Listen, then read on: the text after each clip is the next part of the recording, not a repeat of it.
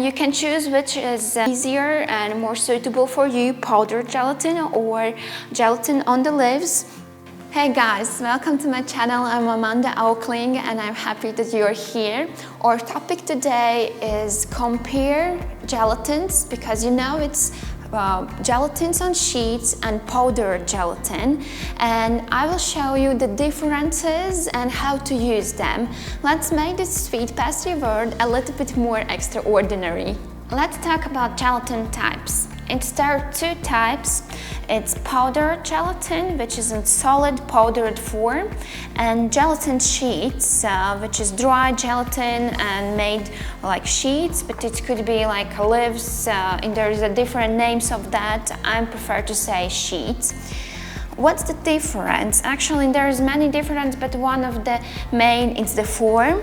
And I know that you are a little bit confused of the strongness, and any gelatin have a strongness which calls blooms.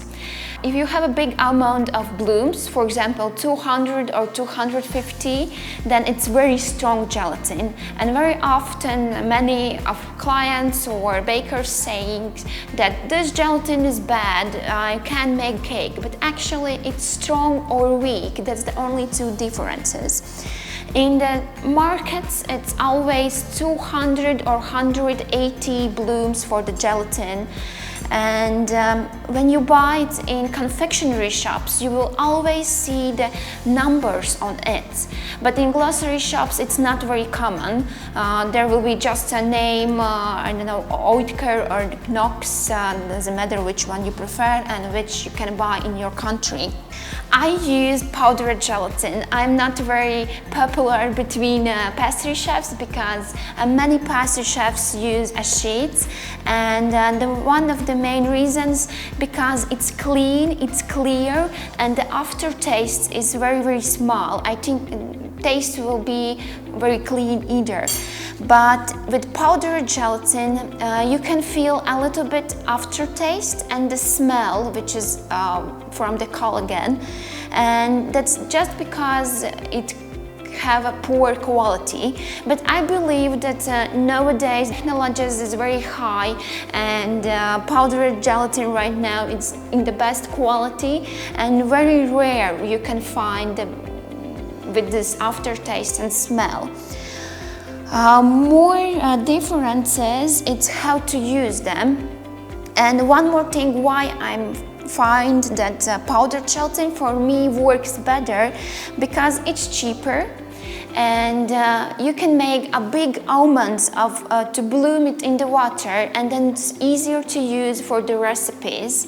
But one more thing, I know that you can find the internet information that 1 teaspoon of powdered sugar, it's the same like 4 sheets or 4 leaves of the gelatin, this type.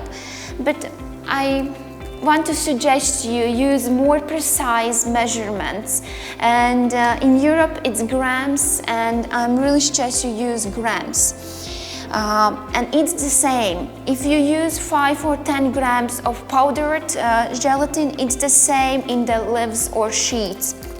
You have to measure what's in your recipe and use it properly. Right now I will show you the difference, how to use it, and what's the difference of the preparation of the sheets and of the powdered gelatin. We will bloom this gelatin in the water because it's dehydrated powder and the leaves, and you have to again get it in the live with the water.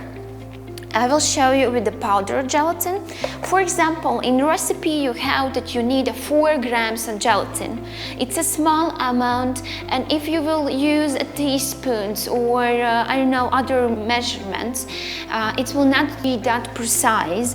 You need the scales. Please buy scales. It's very important for pastry chefs, for bakers, that you use them. And so I get a bowl and put the 4 grams